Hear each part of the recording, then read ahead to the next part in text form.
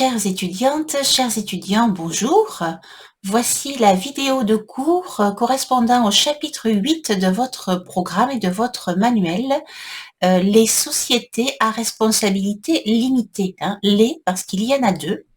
La SARL dite pluripersonnelle, donc la SARL au sens commun, et la SARL unipersonnelle à un seul associé, que l'on appelle aussi EURL, entreprise unipersonnelle à responsabilité limitée. Par rapport aux autres cours, je ne vous propose pas simultanément le visio du PowerPoint plus ma parole en même temps pour éviter des confusions. Donc, d'où le pourquoi de cet enregistrement sous YouTube. Donc, commençons par une introduction. Donc, deux grands traits caractérisent la SARL. C'est une société commerciale par la forme, quel que soit son objet. Premier de ces traits, le déclin, entre guillemets, de la SARL comme forme sociale. En 1966, chaque type sociétaire correspondait à des besoins particuliers et pendant longtemps, la SARL fut la forme sociale privilégiée de ceux qui souhaitaient se mettre en société. Participant au brouillage des types sociétaires, les traits caractéristiques de la SARL sont aujourd'hui partagés avec d'autres formes sociales, à savoir l'absence de capital social minimum, la responsabilité limitée des associés, etc. Ce qui conduit à une situation de concurrence entre les différentes formes sociales. La SARL et en particulier l'EURL, sa forme unipersonnelle introduite en 1985, n'a pas été délaissée au profit de l'EIRL, le patrimoine d'affectation ayant été conçu comme une alternative à la société. EIRL, entrepreneur individuel à responsabilité limitée, qui est, je vous le rappelle, une personne physique. En revanche, les statistiques de l'INSEE montrent que depuis 2017, la forme de la SAS, Société par action simplifiée, est préférée par les créateurs de sociétés. Voilà pour le premier grand trait caractérisant la SARL. Deuxième grand trait caractérisant la SARL, il s'agit du caractère hybride de la SARL. Depuis son introduction en droit français par une loi du 7 mars 1925, la SARL est une société commerciale qualifiée d'hybride car elle emprunte des règles propres aux sociétés de personnes et aux sociétés de capitaux. Les différentes réformes dont elle a fait l'objet depuis une vingtaine d'années ont conduit à l'apparition de sous-types de SARL. Pour renforcer l'attractivité de la SARL, le législateur a supprimé le capital social minimum qui conduit à renforcer la prise en considération de la personne, comme dans la société en nom collectif. Et pour répondre aux besoins de financement, il lui a reconnu la possibilité d'émettre un emprunt obligataire se rapprochant des sociétés anonymes SA non cotées. La SARL est régie par les dispositions des articles L223.1 à L223.43 du Code de commerce. Voilà donc pour l'introduction. Le plan de ce chapitre s'articulera en 4 parties. Grand 1, les conditions de constitution de la SARL. Grand 2, le fonctionnement de la SARL. Grand 3, le contrôle de la SARL. Grand 4, les mutations de la SARL. Grand 1, les conditions de constitution de la SARL. Les conditions de fond de constitution communes à toutes les sociétés ayant été étudiées dans la première partie du programme et du manuel, seules seront précisées les règles spécifiques qui s'appliquent à la SARL. Nous verrons grand A les associés, grand B les apports, grand C le capital social, grand D l'objet social et grand E la dénomination sociale ou dite aussi appellation sociale. Grand A les associés. Qu'en est-il, premier point, du nombre d'associés? Le législateur prévoit un nombre minimum et un nombre maximum d'associés, personnes physiques ou personnes morales. Entreprise unipersonnelle à responsabilité limitée est une société unipersonnelle qui ne comprend qu'un seul associé. L'associé unique peut être une personne physique ou une personne morale et même une autre EURL depuis l'admission des cascades d'EURL issues d'une ordonnance du 31 juillet 2014 visant à simplifier et à sécuriser la vie des entreprises. Le nombre d'associés, en revanche, ne peut être supérieur à 100 dans la SARL pluripersonnelle où le nombre minimal est de 2. Si la SARL pluripersonnelle vient à comprendre plus de 100 associés, elle est dissoute. Ce maintien d'un plafond est justifié par le souhait de préserver le caractère intuitu personae de la SARL. Voilà pour le nombre d'associés. Qu'en est-il de la capacité des associés? Eh bien, le statut de commerçant n'est pas exigé pour les associés. Seule la SARL est une société commerciale, donc c'est une commerçante personne morale. Il suffit aux associés d'être capables. Par conséquent, un mineur, même non émancipé, peut souscrire des parts sociales d'une SARL en son nom par son représentant légal. Enfin, troisième point sur les associés, leur responsabilité.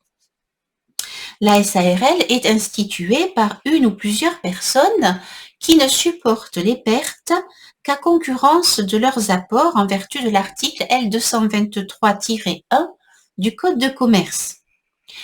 Outre la responsabilité envers les tiers quant à la valeur attribuée aux apports en nature et la responsabilité pour insuffisance d'actifs, force est de constater que la responsabilité limitée des associés reste théorique.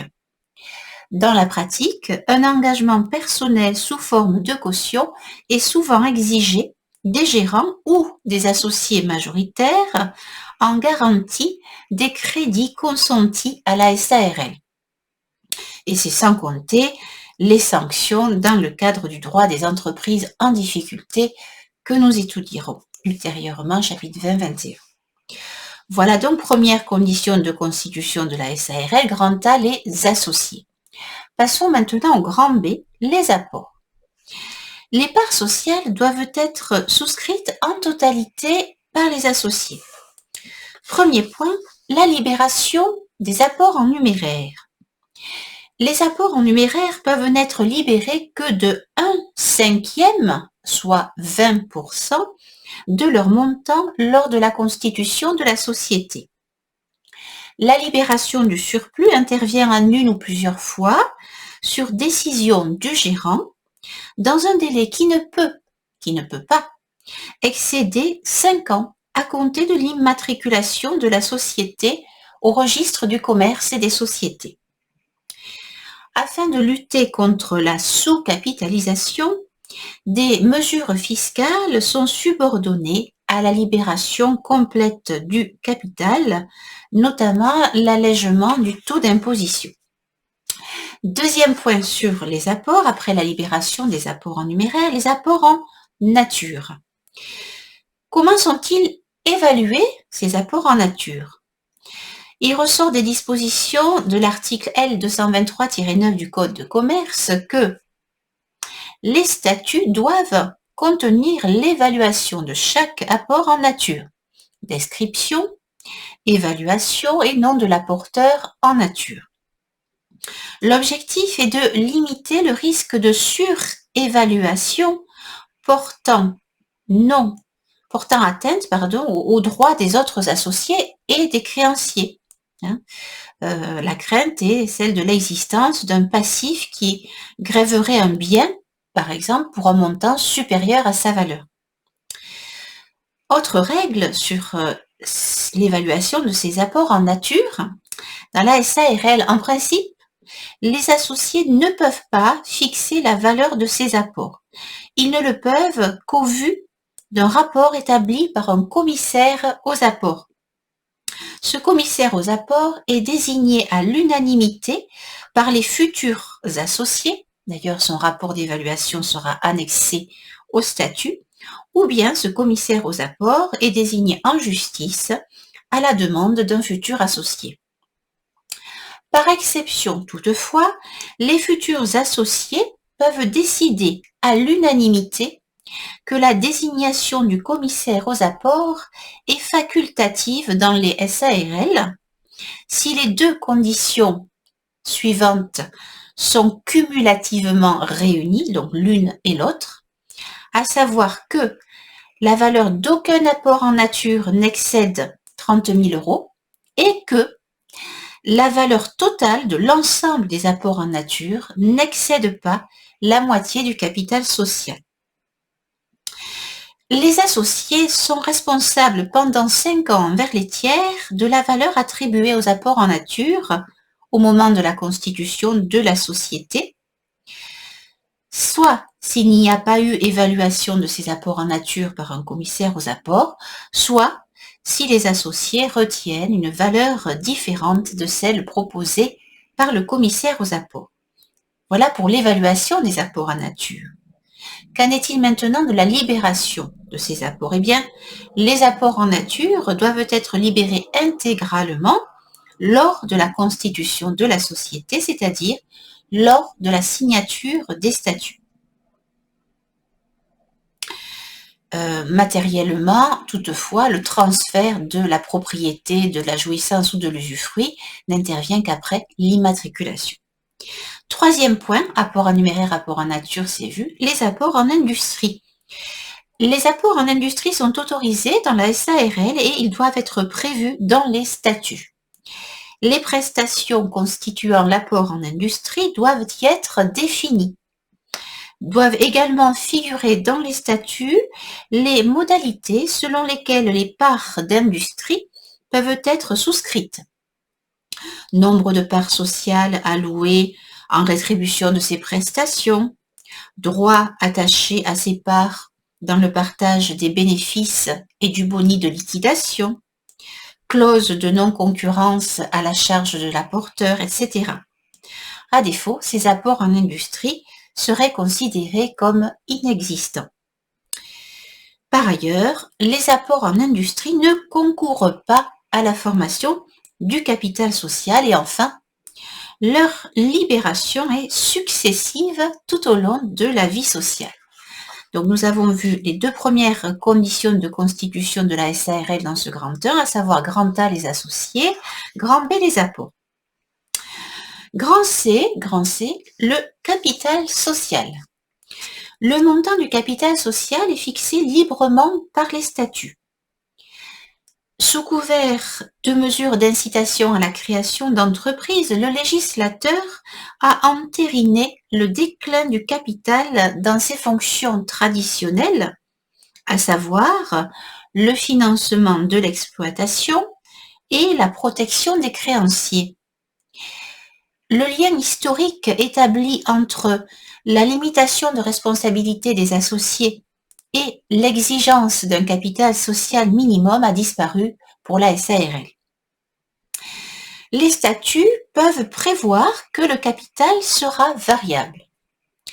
Le capital est divisé en parts sociales égales, non librement négociables, dont la cessibilité est limitée par la loi. Ainsi, la SARL repose partiellement sur l'intuitu personae. Des parts sociales privilégiées peuvent être accordées à certains associés sur les dividendes. Grand D, quatrième condition de constitution d'une SARL, l'objet social. En principe, la SARL est susceptible d'être constituée quel que soit l'objet. Il existe néanmoins des exceptions, à savoir des activités interdites et des activités réglementées. Activités interdites, La garantie apportée par le capital social étant faible, la SARL est exclue de certaines activités commerciales exigeant des capitaux élevés. Entreprises d'assurance, de capitalisation et d'épargne, par exemple. Activité réglementée, elle nécessite que des conditions tenant par exemple à la qualification professionnelle des associés et des gérants soient remplies. C'est le cas de sociétés exploitant une officine de pharmacie, de sociétés d'expertise comptable, de géomètres experts ou d'agences de voyage. Nous aurons l'occasion d'en reparler pour d'autres formes juridiques ultérieurement. Enfin, dernier, cinquième élément sur les conditions de constitution de la SARL, donc grand E, la dénomination sociale de la SARL. La SARL est désignée par une dénomination sociale qui doit être précédée ou suivie immédiatement des mots société à responsabilité limitée ou des initiales SARL ainsi que de l'énonciation du capital social. Voilà donc ce que l'on pouvait dire sur le grand 1, les conditions de constitution de la SARL. Nous entrons maintenant dans le grand 2, le fonctionnement de la SARL. Le grand A sera consacré à la gérance de la SARL et le grand B aux associés. L'organisation et le fonctionnement de la SARL sont nettement moins souples que pour la société par action simplifiée SAS, offrant ainsi plus de sécurité pour les associés minoritaires. La structure est néanmoins plus légère que dans la société anonyme SA, puisqu'il n'y a qu'un seul type d'organe de direction, la gérance. Grand A donc, la gérance de la SARL. La SARL est gérée par une ou plusieurs personnes physiques dont le nombre est fixé librement dans les statuts, gérance unique ou gérance collégiale. Les statuts peuvent imposer la cogérance ou l'interdire. Premier point, quel est le statut du gérant? Donc, nous verrons ensuite dans un point numéro 2, comment le gérant peut cesser ses fonctions. 1.3 sur les pouvoirs du gérant et 1.4 sur la responsabilité du gérant, en particulier au plan civil. Premier point, le statut du gérant. Premier aspect, la capacité. Le gérant est obligatoirement une personne physique choisie parmi les associés ou en dehors. La nomination d'une personne morale en tant que gérant serait frappée de nullité. La capacité civile suffit. Le gérant ne doit pas être frappé d'incapacité professionnelle, on dit aussi incompatibilité professionnelle, ni d'interdiction de gérer. Il n'y a pas de cumul de gérance plafonnée, il n'y a pas de plafond, de limite au nombre de mandats de gérants dans des SARL, contrairement, nous le verrons, aux sociétés anonymes. Les statuts peuvent prévoir une clause édictant l'obligation pour le gérant d'être associé propriétaire d'un certain nombre de parts sociales ou interdire au gérant d'accepter d'autres mandats sociaux. Comment ce gérant est-il nommé? La nomination de ce ou de ces gérants intervient lors de la constitution de la société dans les statuts, ce qui présente l'avantage de démarrer au plus vite l'activité sociale, ou par un acte postérieur, donc une décision de l'Assemblée générale des associés ou un acte signé par tous les associés. Puis en cours de vie sociale, le gérant est nommé par décision des associés selon les règles applicables aux décisions ordinaires. Il est toutefois possible de stipuler une majorité plus importante, ce qui renforce la position du gérant. La nomination du gérant doit être publiée, journal d'annonces légales, registre du commerce et des sociétés, bulletin officiel des annonces civiles et commerciales. Capacité, vue, nomination, vue, rémunération du ou des gérants. On parle aussi d'indemnité de gérance. Dans le silence des textes, la Cour de cassation a affirmé expressément que la rémunération du gérant d'une SARL est librement déterminée par les statuts. Ceci est déconseillé néanmoins pour éviter ensuite le formalisme attaché à toute modification statutaire. Ou encore, autre possibilité, une rémunération qui résulte d'une décision collective des associés. Cette rémunération est la contrepartie du statut de représentant légal de la société, c'est-à-dire une identité légalement désignée comme l'organe titulaire du pouvoir de représenter la société. La rémunération peut correspondre à une somme fixe ou être proportionnelle au chiffre d'affaires ou aux bénéfices. D'autres éléments peuvent être pris en considération, tels des avantages en nature, des primes, etc. Cette rémunération est précaire.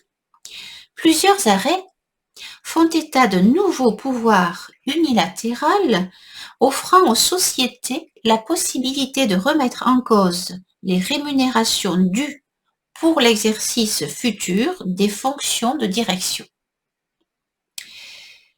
À propos d'un gérant absent pour cause de maladie qui s'était vu refuser le paiement de son indemnité de gérance, il avait été dans l'incapacité d'accomplir un quelconque travail, la Cour de cassation a consacré l'intangibilité du droit du gérant au paiement de sa rémunération, tout en admettant que, je cite, la rémunération est due tant qu'aucune décision la révoquant n'est intervenue.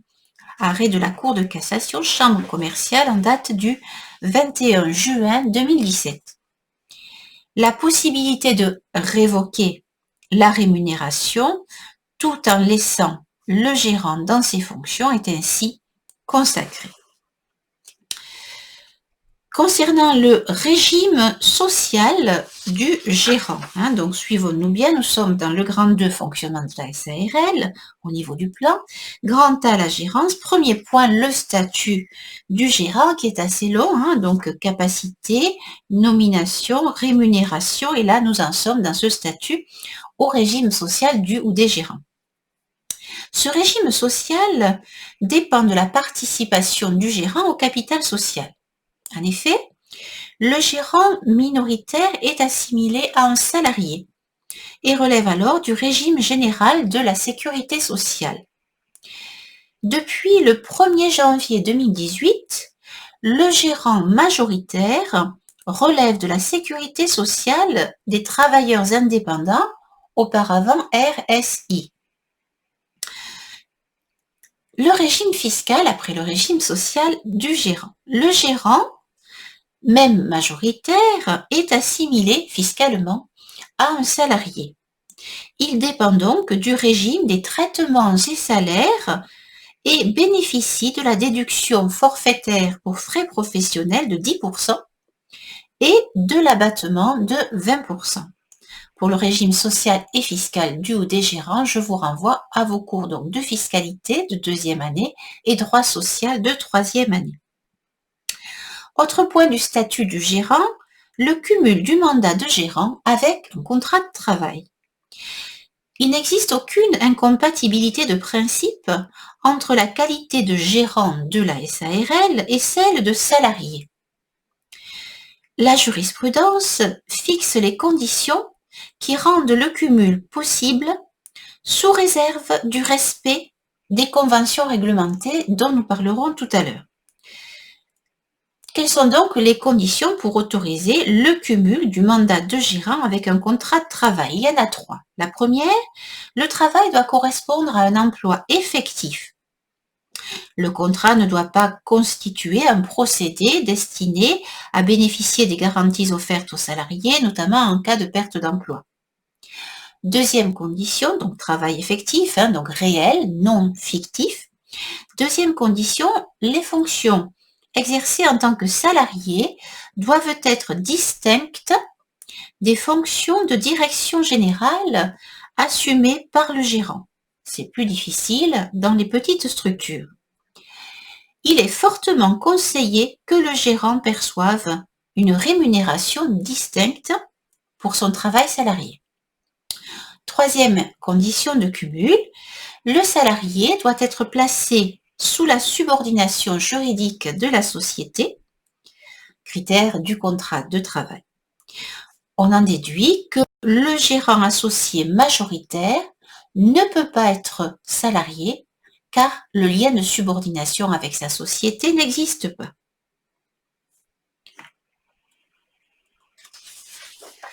Nous reparlerons ensuite du régime des conventions réglementées, puisque le contrat de travail d'un gérant doit être soumis à la procédure des conventions réglementées.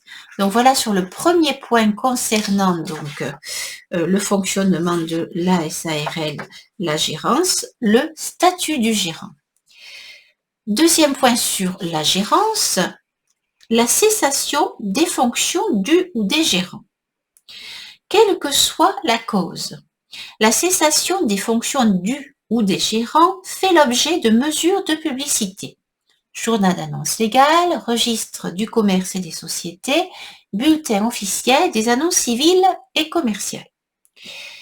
Pour faciliter la continuité de la gérance, la mention du nom de celui-ci peut être radiée des statuts par décision des associés prise à la majorité ordinaire. Quelles sont les causes de cessation des fonctions du ou des gérants d'une SARL? Tout d'abord, l'arrivée du terme. La durée des fonctions est fixée librement par les statuts. À défaut, le gérant est nommé pour la durée de la société. Les fonctions de gérant sont renouvelables sans que cela n'entraîne aucune formalité de publicité. À défaut de tacite reconduction à l'arrivée du terme, le gérant qui continuerait de diriger la SARL serait considéré comme un gérant de fait. La décision de non-reconduction constitue un juste motif. Elle ne donnera lieu à des dommages et intérêts que si elle s'accompagne de circonstances humiliantes ou vexatoires. Deuxième cause, l'empêchement personnel. Plusieurs événements rentrent dans cette catégorie. Le décès. Dans ce cas, le commissaire aux comptes ou tout associé a la faculté de convoquer l'assemblée en vue de procéder au remplacement du gérant dans des délais plus courts qu'à l'accoutumée, soit 8 jours au lieu de 2 semaines. La maladie. La survenance d'une incompatibilité, ou dit aussi incapacité professionnelle, ou d'une interdiction de gérer. Aucune limite d'âge n'est prévue. Troisième cause de cessation des fonctions du gérant de SARL, la démission. La démission ne fait l'objet d'aucune disposition légale, elle est donc libre, c'est-à-dire possible à tout moment et elle doit résulter d'une volonté sérieuse et non équivoque. Elle n'a pas à être acceptée. Les statuts peuvent en prévoir les modalités, par exemple, respecter un délai de prévenance. La SARL peut demander des dommages et intérêts en réparation du préjudice subi du fait de la démission. Quatrième cause de cessation des fonctions, la révocation par les associés pour juste motif. En l'absence de juste motif, le gérant n'est pas réintégré dans ses fonctions. Il reçoit alors une indemnité. En outre, il percevra des dommages et intérêts s'il a été révoqué dans des conditions vexatoires ou humiliantes. La délibération visant à révoquer le gérant n'a pas besoin, contrairement au droit commun, de figurer à l'ordre du jour. La révocation obéit au principe de la contradiction. Le gérant, autrement dit, doit pouvoir se justifier sur les fautes qui lui sont reprochées. Le gérant associé participe au vote. Dernière cause de cessation des fonctions du gérant, la révocation judiciaire pour cause légitime. Le tribunal de commerce peut être amené à se prononcer sur la révocation du gérant à la demande de tout associé. C'est d'ailleurs la seule voie possible, finalement, si le gérant est majoritaire. À noter enfin qu'en cas de transformation de la SARL, le mandat du gérant prend fin, il peut obtenir des dommages et intérêts si la transformation a eu pour but essentiel de le révoquer sans juste motif. Donc, nous sommes dans le grand 2 fonctionnant grand A de la gérance. Nous avons vu premier point le statut du gérant, deuxième point la cessation de ses fonctions, troisième point les pouvoirs du ou des gérants. Seul mandataire, le gérant dans la SARL, le gérant exerce toutes les fonctions de gestion courante et de direction. Il est toujours possible néanmoins de déléguer une partie de ses pouvoirs. Pouvoir du gérant dans les rapports avec les tiers. Tout d'abord, nous verrons ensuite dans les rapports avec les associés. Donc en externe, pouvoir du gérant dans ses rapports avec les tiers. En tant que représentant légal de la SARL, le gérant est investi des pouvoirs les plus étendus pour agir en toutes circonstances au nom de la société. Sous l'impulsion du droit européen, le législateur arbitre en faveur des tiers qui n'ont ni le temps ni les moyens de procéder à une vérification des pouvoirs. En cas de contrariété à l'objet social, la SARL est engagée par tous les actes du gérant, y compris ceux qui ne participent pas de l'objet social, à moins qu'elle ne prouve que le tiers savait que l'acte dépassait cet objet ou qu'il ne pouvait l'ignorer compte tenu des circonstances. La seule publication des statuts ne suffit pas à en apporter la preuve, qui est, par conséquent, très difficile à rapporter. En cas de contrariété à l'intérêt social, dans l'ordre externe, l'intérêt social n'est pas davantage pris en compte pour obtenir la nullité d'un acte. C'est ce qui ressort de la jurisprudence qui protège ainsi les tiers. En cas de clause statutaire limitant les pouvoirs du gérant, les clauses limitant ces pouvoirs sont inopposables aux tiers, quand bien même ils en auraient eu connaissance. En cas enfin de pluralité de gérants, les statuts peuvent déterminer leurs fonctions respectives ou préciser qu'ils doivent agir conjointement. Sinon, chacun peut intervenir séparément et s'opposer à une décision s'il en informe le tiers. L'opposition formée par un gérant aux actes d'un autre gérant est sans effet à l'égard des tiers, donc la SARL est engagée, à moins qu'il ne soit établi qu'ils en ont eu connaissance. Donc en fait, l'opposition à un acte d'un co-gérant doit être faite avant la conclusion de l'acte et si possible par écrit pour prouver que le tiers en a bien eu connaissance. Voilà pour les pouvoirs du gérant en externe vis-à-vis des tiers. Qu'en est-il en interne de ces pouvoirs du gérant, pouvoirs dans ses rapports avec les associés? Dans les rapports entre associés, les pouvoirs des gérants sont déterminés par les statuts. Clause prévoyant, par exemple, l'autorisation préalable des associés pour l'accomplissement de certains actes. Les dispositions sont inopposables aux tiers.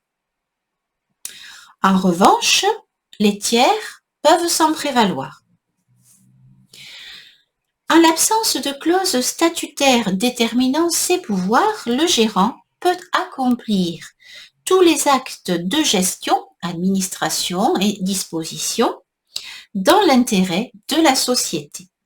Voilà pour ce qui concerne le troisième point sur le gérant, les pouvoirs du gérant. Quatrième point sur la gérance, la responsabilité du gérant, donc en particulier la responsabilité civile. L'article L 223-22 du Code de commerce précise que le gérant engage sa responsabilité personnelle envers la société et les tiers, le délai de prescription des actions en nullité étant de 3 ans. En tant que mandataire social, donc dans l'ordre interne, le gérant engage sa responsabilité civile dans l'exercice de sa fonction. Elle est calquée sur celle des dirigeants de sociétés anonymes. Il engage donc sa responsabilité à l'occasion de 3 faits générateurs classiques. Infraction aux dispositions législatives ou réglementaires applicables à la SARL, violation des statuts ou faute commise dans sa gestion, faute de gestion. Dans l'ordre interne, la faute du gérant réside dans des agissements contraires aux intérêts de la société ou de ses membres. Concurrence déloyale du gérant à l'égard des associés ou de la société. Un petit focus sur la faute de gestion du gérant de fait. L'action en responsabilité civile n'est pas fondée sur les textes du droit des sociétés dans ce cas-là, mais sur les dispositions du droit commun. Il s'agira donc pour un gérant de fait d'une responsabilité de droit commun, responsabilité civile extra-contractuelle, régie par les articles 1240 et suivants du Code civil. L'action alors se prescrit au bout de 5 ans au lieu de 3 ans, sur le fondement propre au droit des sociétés. De plus, elle peut être plus facilement engagée car les causes de responsabilité sont beaucoup plus larges que les 3 faits générateurs dont nous venons de parler. Comment la responsabilité civile du gérant de la SARL est-elle mise en œuvre? La mise en œuvre de la responsabilité obéit aux règles du droit commun.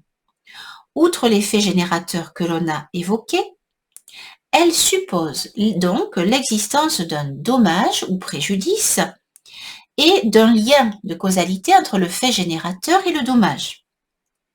Si plusieurs gérants ont coopéré au même fait, le tribunal de commerce détermine la part contributive de chacun d'eux dans la réparation du dommage. Le délai de prescription de 3 ans commence à courir à compter du fait dommageable ou, en cas de dissimulation, de sa révélation. Qu'en est-il de la réparation du préjudice subi dans le cadre de la responsabilité du gérant? 2 cas de figure sont possibles, un préjudice subi par la société ou un préjudice subi par un associé. Si le préjudice est subi par la société, l'action sociale ut universi est exercée au nom de la société par le gérant, le plus souvent contre son prédécesseur révoqué. Dans l'hypothèse où le gérant fautif reste le représentant légal, l'action sociale dite ut singuli peut être mise en œuvre par un associé seul, quelle qu'en soit la participation dans le capital social, ou bien par un groupe d'associés représentant au moins le 10% du capital social. Les dommages et intérêts sont alloués à la SARL. Attention, est réputée non écrite toute clause des statuts ayant pour effet de subordonner l'exercice de l'action sociale à l'avis préalable ou à l'autorisation de l'Assemblée, ou qui comporterait par avance renonciation à l'exercice de cette action. Aucune décision de l'Assemblée générale ne peut avoir pour effet d'éteindre une action en responsabilité contre les gérants pour faute commise dans l'accomplissement de son mandat. Deuxième cas, préjudice subi par la société. Deuxième cas, préjudice subi par un associé. On parle alors d'action personnelle ou d'action individuelle et non plus d'action sociale. L'action personnelle ou individuelle permet à un associé de demander la réparation d'un préjudice propre, c'est-à-dire distinct de celui subi par la société. Le délai de prescription est également de 3 ans. Voilà ce que l'on pouvait dire de la responsabilité civile du gérant en tant que mandataire social, donc dans l'ordre interne. 2 mots maintenant de sa responsabilité civile en tant que représentant légal de la SARL, donc vis-à-vis des tiers en externe. En dépit de l'autonomie de la personnalité morale de la SARL, le gérant peut engager sa responsabilité personnelle à l'égard des tiers, indépendamment de la mise en œuvre de la responsabilité de la SARL elle-même. La jurisprudence reste néanmoins largement favorable aux dirigeants sociaux, dans la mesure où la théorie de la faute séparable, d'origine jurisprudentielle, a conduit à une quasi-irresponsabilité de fait des dirigeants sociaux. Qu'est-ce donc que cette faute séparable? La responsabilité personnelle d'un dirigeant social à l'égard des tiers ne peut être retenue que s'il a commis une faute séparable ou détachable de ses fonctions.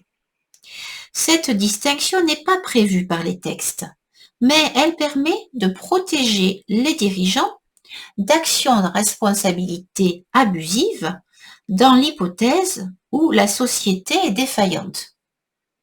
Les critères classiques de la faute séparable sont les suivants.